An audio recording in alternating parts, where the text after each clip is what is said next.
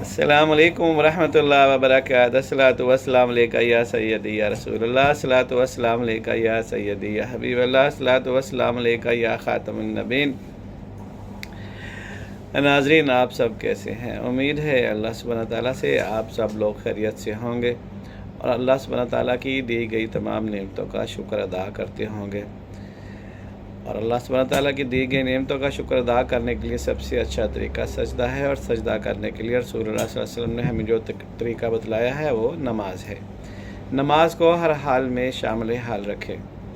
انشاءاللہ کامیابیوں کے جو دریچے ہیں وہ کھلتے جائیں گے، اور آپ انشاءاللہ دنیا اور آخرت میں دونوں جہانوں میں آپ کامیاب ہوں گے۔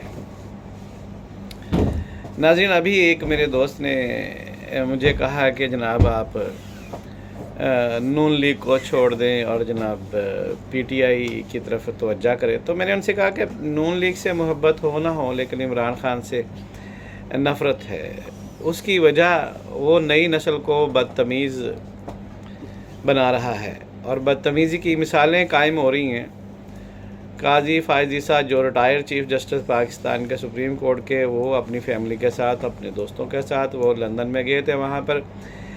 ایک ایسی یونیورسٹی جہاں پہ انہوں نے بریسٹر کی لا کی ڈگری لی تھی، تو اس ڈگری میں انہیں کچھ ایک منصب ملا جس کا وہ حلف لینے کے لیے جا رہے تھے، تو پی ٹی آئی کے گماشتوں نے ان کے اوپر حملہ کر دیا، اور یہ تماشا سب نے دیکھا۔ ان لوگوں کے جو پاسپورٹ ہیں اور جو آئی ڈی کارڈز ہیں وہ پاکستان میں جلد ہی انشاءاللہ بلاک ہو جائیں گے۔ لیکن یہ کیسی ایک قوم دنیا میں متعارف ہوئی ہے کہ جو اپنے مخالفین کو دیکھنا ہی نہیں چاہتے، زندہ ہی نہیں دیکھنا چاہتے، اور بدتمیزیوں کے انبار ہیں۔ پچھلے ہفتے میں ایک ایسا واقعہ ہوا جس سے لوگ بہت حیران ہیں۔ لوگوں نے اس کے بارے میں کچھ بھی زیادہ گفتگو نہیں کی کہ راولپنڈی کی ایک عدالت سے تقریباً 90 کے قریب جو قیدی تھے پی ٹی آئی کے، ان کو لے کر 3 وینز میں جناب ان کو لے کر کے ایک جگہ سے دوسری جگہ پر دوسرے تھانے میں ٹرانسفر کیا جا رہا تھا، تو جناب دہشت گردوں نے فلمی انداز میں ان گاڑیوں پر حملہ کیا، فائرنگ کر کے ان کے ٹائر برسٹ کیے اور ان قیدیوں کو وہاں سے چھڑوایا۔ وہ قیدی بھاگ گئے۔ بعد میں پولیس نے پورے شہر کی ناکہ بندی کی اور تمام کے تمام دوبارہ ری اریسٹ ہو چکے ہیں، اور کچھ حملہ آور بھی اریسٹ ہو چکے ہیں۔ ان لوگوں نے پاکستان کی جو حالات ہیں، پاکستان کے جو معاملات ہیں، ان کو بھی انڈین فلموں کے سٹائل میں، انگلش فلموں کے سٹائل میں ہی بنا لیا ہے۔ تو ان کو اتنی اتنی جرت دینے والا کون ہے؟ ابھی تو جنرل فیض حمید بھی جیل میں ہیں، پھر ان کی کون جناب جی وہ اتنی زیادہ ان کو پاور دے رہا ہے کہ وہ یہ لوگ ایسی حرکتیں کر رہے ہیں۔ اور دیکھیں جناب کہ جتنی کوئی بندہ پی ٹی آئی کا ورکر زیادہ بدتمیزی کرتا ہے، اس کو زیادہ انعامات دیے جاتے ہیں، اس کو سوشل میڈیا پر اس کو مشہور کر دیا جاتا ہے۔ جیسے وہ ایک بیکری پر ملازمت کرنے والا بندہ، اس نے قاضی فائز عیسیٰ کو گالی دی، اور گالی دینے کے بعد اس کو اتنا مشہور کر دیا گیا۔ تو یہ ان لوگوں کی ذہنی پستی کا یہ معیار ہے۔ ہمارا جو رجحان ہے وہ شروع سے ہی ہم خاندانی بیک گراؤنڈ میں ہم حزب اللہ، حزب الرحمن یا دائیں بازو والی سیاست ہم کرتے رہے ہیں۔ بائیں بازو کی سیاست ہم سے ہضم نہیں ہوتی، چاہے وہ کئی پردوں میں چھپے ہوئے ہوں، لوگوں کو بتایا جاتا ہے ایاک نعبد و ایاک نستعین، لیکن ان لوگوں میں ایک بھی فن ایسا نہیں ہے جو ایاک نعبد و ایاک نستعین پر پورا ہوتا ہو۔ دہشت گردی کرنا، غلاظت بکنا، لوگوں کو گالیاں دینا،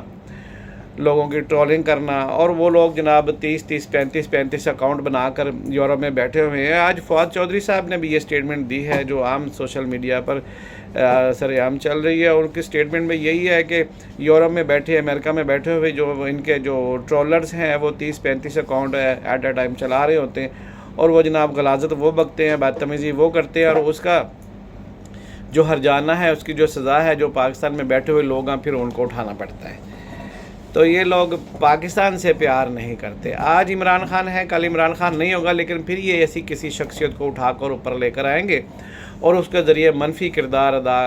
کر کے پھر منفی سیاست کریں گے، اور پاکستان کی جو یہ جڑیں ہیں اس کو کھوکھلا کرنے کی کوشش کر رہے ہیں۔ کل تک تو ہم یہ سن رہے تھے جی امریکہ بہادر نے جناب عمران خان صاحب کی جو ہے نا وہ حکومت کو گرا دیا، امریکہ کو جو یار ہے غدار ہے غدار ہے، یہ نعرے لگ رہے تھے خان صاحب کے جناب جی جلسوں میں جلوسوں میں، اور سیفر لہرایا جا رہا تھا جی امریکی جو ہے وہاں پر ڈونلڈ لو صاحب انہوں نے جناب جی یہ سائفر بھیجا ہے اور بڑی تنبیہ کی ہے اور پاکستان اس کو ڈی مارچ کیا ہے اور جناب پاکستان میں حکومت کو جو رجیم چینج کی ہے اس میں امریکہ انوالو ہے. لیکن ابھی تقریباً 120 سینیٹر اور کانگریس کے ممبران، سینٹ اور کانگریس دو ادارے ہیں امریکن پولیٹکس میں، تو 60 سینیٹرز ہیں اور جناب تقریباً 60 کے قریب کانگریس کے ممبران، انہوں نے اپنے خطوط لکھے ہیں جو بائیڈن جو پریزیڈنٹ ہیں امریکہ کے. تو اس کے بارے میں میتھیو ملر کی کل کی سٹیٹمنٹ ہے کہ ٹھیک ہے ہمیں یہ خطوط ملے ہیں لیکن ان کا ہم جواب دینے کا مناسب ٹائم پر ان کے خطوط کا جواب دیں گے. تو جناب یہ کیا ڈرامہ مچا ہوا ہے کہ جناب ایک طرف کہتے ہیں امریکہ ہمارے خلاف ہے، دوسری طرف کہتے ہیں جی امریکہ آئے گا ہمیں جیل سے رہائی کرائے گا پھر ہم امریکہ سے آزادی دلائیں گے. لیکن میرے پیارے دوست، میرے پیارے بھائی، ان کے اس چنگل میں پھنسے ہوئے ہیں اور اس بات کو وہ صحیح سمجھ رہے ہیں کہ نہیں جی خان صاحب کے منہ سے جو بات نکل گئی وہ حدیث ہے جناب جی، وہ قرآن سے بھی زیادہ فضیلت رکھتی ہے. یہ میرے دوستوں کا حال ہو چکا ہے. اللہ سبحانہ تعالیٰ سے دعا ہے کہ اللہ سبحانہ تعالیٰ میرے تمام دوستوں کو، میرے بھائیوں کو بات کو سمجھنے کی توفیق عطا فرمائے. اور دوسری بڑی خبر ہے کہ جناب بشرا بی بی جو اہلیہ ہیں عمران خان صاحب کی، ان کو جیل سے رہائی ملی ہے، بنیاد بنی ان کی ضمانتیں، اور وہ جیل سے رہا ہو کر سیدھا بنی گالا گئی ہیں. بنی گالا میں وہ ایک رات بھی نہیں رکی اور پھر وہاں سے کوچ کر کے وہ پشاور میں چیف منسٹر ہاؤس میں وہ شفٹ ہوگی، چیف منسٹر کی نیکسی میں وہ شفٹ ہوگی اور انہوں نے تمام تر ٹھیکوں کا ریکارڈ طلب کر لیا ہے کہ کتنے ٹھیکے دیے ہیں اس عرصے میں، ان ٹھیکوں میں کتنی کمیشن ومیشن ہوئی ہے اس کا حساب دیں جناب، ہم کسی کو اکیلے کو نہیں کھانے دیں گے پیسہ. اور آج انہوں نے ایک بار پھر راولپنڈی میں آ کر وہ عدالت میں پیش ہوئی ہیں اور اپنا بیان جو ہے نا 190 ملین پاؤنڈ کیس میں انہوں نے اپنا بیان جو ہے وہ ریکارڈ کرایا. اور پشاور ہائی کورٹ نے جناب اخیر کر دی جناب ان کے بارے میں جناب جی انہوں نے آرڈر جاری کر دیے ہیں کہ بشرا بی بی کو کسی بھی کیس میں کبھی بھی گرفتار نہ کیا جائے. وفاق کو بھی یہ آرڈر کی ہے اور جناب جی پنجاب کو بھی کیا ہے. تمام ملک میں یہ ان کا ایک سٹیٹمنٹ ہے پشاور ہائی کورٹ کی طرف سے. وہ تو کوئی بات نہیں، جب ادارے نے اٹھانا ہے تو اٹھا ہی لینا ہے. لیکن سب سے بڑی بات جو مشہور ہو رہی ہے وہ یہ ہے کہ جی بشرا بی بی چھوٹ گئی ہیں اور عمران خان صاحب چھوٹنے والے ہیں. تو دیکھتے ہیں بہت سارے وی لاگرز اس بات کا اظہار کر رہے ہیں کہ جناب جی ڈیل چل رہی ہے. اسی سلسلے میں میاں نواز شریف صاحب جو ہیں وہ امریکہ میں ہیں اور شہباز شریف صاحب جو ہیں وہ سعودیہ میں ہیں اور آج سعودیہ کا دورہ مکمل کر کے وہ قطر میں جائیں گے. جو ان کے ضمانتی کون ہیں، ضمانتیوں کی جو خبریں ہیں وہ سامنے آ جائیں گی. جلدی معلوم پڑے گا کہ جناب عمران خان صاحب کو کس کی ضمانت پر رہا کیا جا رہا ہے. اور اس میں جو وچولے کا کردار ادا کر رہے ہیں وہ جناب سابق صدر جو ہیں وہ عارف علوی صاحب ہیں. وہ جناب جی پچھلے چند دن سے پشاور میں جا کر بیٹھے ہوئے تھے اور وہ اسلام آباد میں بھی مختلف اعلیٰ شخصیات سے ملاقات کرتے رہے ہیں. اور سننے میں یہ ہے کہ جی بشرا بی بی کو جیل سے رہائی دلوانے میں عمران خان صاحب نے کوئی ڈیل کی ہے. ڈیل ہوئی ہے یا ڈھیل ہوئی ہے اس کے بارے میں کچھ کہنا قبل از وقت ہے، کیونکہ سچ اور جھوٹ کے بارے میں اور رومرز کے بارے میں پاکستان میں کچھ کہنا سب سے مشکل کام ہے. یہاں پر پاکستان میں تو ایسا ہوتا ہے جناب جی وہ وزیر نال ستی تے فقیر نال اٹھی، یا کہنا کہ فقیر نال ستی تے وزیر نال اٹھی. جناب میاں نواز شریف صاحب پرائم منسٹر ہاؤس میں بیٹھے ہوتے ہیں جناب جی، ساتھ میں چوئی نثار ہوتے ہیں، شہباز شریف ہوتے ہیں. تو جناب جی تھوڑی دیر میں پرویز مشرف صاحب کا جناب جی فوجی ٹرک جو ہے نا 4 ہو جاتے ہیں، وہاں پہ ان کو گرفتار کر کے جیل میں ڈال لیتے. تو پرائم منسٹر صاحب کہاں چلے گئے؟ اسی طرح جناب پاکستان میں حکومتیں بدلتی گئیں. کبھی صدر اسحاق صاحب نے استعفیٰ دیا تو کبھی نواز شریف صاحب نے استعفیٰ دیا. پاکستان کی سیاست جو ہے وہ داغدار ہے اس سلسلے میں کہ پاکستان میں کوئی قانون نہیں ہے، جب چاہیں کسی کی حکومت گرا دی جاتی ہے. لیکن اس میں جو سب سے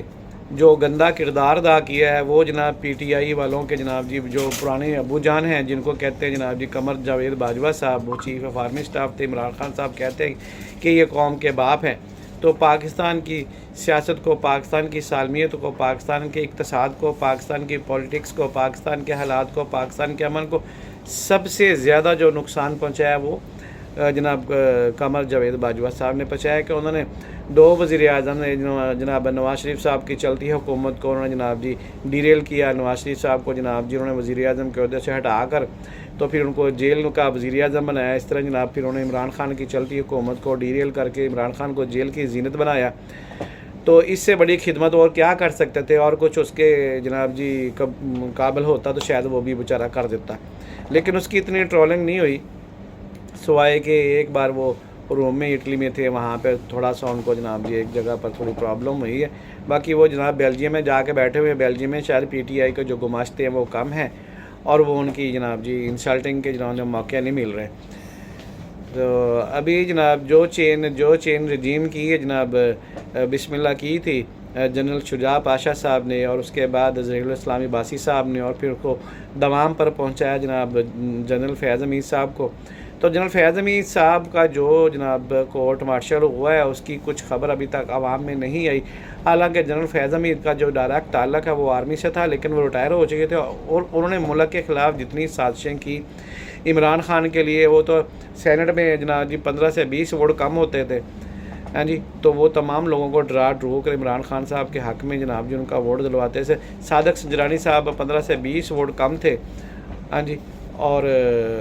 اسی طرح بزنجر صاحب کے 15-20 ووٹ زیادہ تھے سینٹ کے چیئرمین میں۔ تو جناب جب ووٹنگ کا آغاز ہوا تو جناب سنجرانی صاحب ماشاءاللہ چیئرمین سینٹ کامیاب ہو چکے تھے، اور جناب 15 ووٹ زیادہ والے جو تھے